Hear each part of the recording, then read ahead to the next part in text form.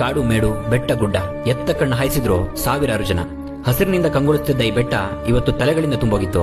ಕಷ್ಟಪಟ್ಟು ಬೆಟ್ಟ ಹತ್ತಿದ್ದವರ ಬಟ್ಟೆಗಳು ಕೆಸರಿನಿಂದ ನೆಂದೋಗಿತ್ತು. ಇವರೆಲ್ಲ ಇಷ್ಟು ಶ್ರಮಪಟ್ಟು ಹತ್ತಾ ಇರೋದು, ಕಣ್ತುಂಬಿಕೊಳ್ಳಕ್ಕೆ ಕಾಯ್ತಾ ಇರೋದು ಆ ತಾಯಿಯನ್ನ, ಚಂದ್ರದ್ರೋಣ ಪರ್ವತ ಶ್ರೇಣಿಯ ತುತ್ತ ತುದಿಯಲ್ಲಿ ಕೂತಿರೋ ದೇವಿರಮ್ಮ ದೇವಿಯನ್ನ. ಪುರಾಣಗಳು ಹೇಳೋ ಹಾಗೆ ಮಹಿಷಾಸುರನನ್ನ ಮರ್ದಿಸಿದ ದುರ್ಗಾದೇವಿ ತನ್ನ ಕೋಪದ ಪ್ರಭಾವ ಮುಗ್ಧ ಜನರ ಮೇಲೆ ಬೀರಬಾರದು ಅಂತ ಚಂದ್ರದ್ರೋಣ ಪರ್ವತದಲ್ಲಿರೋ ಈ ಬೆಟ್ಟ ತುದಿಯಲ್ಲಿ ಬಂದು ನಿಲ್ಲಿಸ್ತಾರೆ. ಬೇರೆಲ್ಲ ದಿನಗಳಲ್ಲೂ ಬಿಂಡಿಗದ ದೇವಿರಮ್ಮ ದೇವಸ್ಥಾನದಲ್ಲಿರೋ ಉತ್ಸವ ಮೂರ್ತಿಯನ್ನ ನರಕ ಚತುರ್ದಶಿಯ ದಿನ ಈ ದೇವಿರಮ್ಮ ಬೆಟ್ಟಕ್ಕೆ ತರಲಾಗುತ್ತೆ. ಇಲ್ಲಿ ಈ ದೇವಿಯ ದರ್ಶನ ಮಾಡೋಕೆ ಸಾವಿರಾರು ಜನ ಭಕ್ತರಿಗೆ ಅವಕಾಶವನ್ನು ಕಲ್ಪಿಸಲಾಗುತ್ತೆ. ನಾನು ಕೂಡ ವರ್ಷಕ್ಕೊಮ್ಮೆ ಸಿಗೋ ಈ ಅದ್ಭುತವನ್ನು ನೋಡಕ್ ಹೋಗಿದ್ದೆ.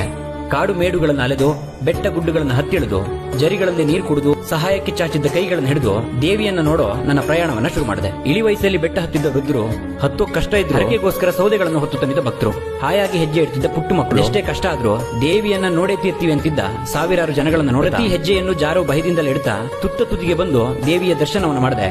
ಈ ದೇವಿರಮ್ಮನ ಎದುರು ನಿಂತಾಗ ಬರುವಾಗ ಪಟ್ಟ ಕಷ್ಟಗಳನ್ನೆಲ್ಲ ಮರ್ತೋದೆ. ನನ್ನಂತ ಅದೆಷ್ಟೋ ಭಕ್ತರ ಹೆಜ್ಜೆ ಗುರುತು ಬೆಟ್ಟದ ಮೇಲ್ ಬಿದ್ದಿದ್ವು. ಇನ್ನೆಷ್ಟೋ ಕಣ್ಣುಗಳು ತಾಯಿಯನ್ನು ನೋಡಿ ಪಾವನವಾಗಿದ್ವು.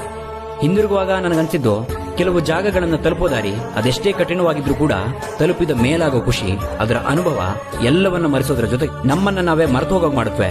ಫಾಲೋ ಮಾಡ್ಕೊಳ್ಳಿ, ವಿಭಿನ್ನ ವಿಡಿಯೋಗಳು ಪ್ರತಿದಿನ ನಿಮ್ಮ ಕಣ್ಮುಂದೆ ಇರುತ್ತವೆ.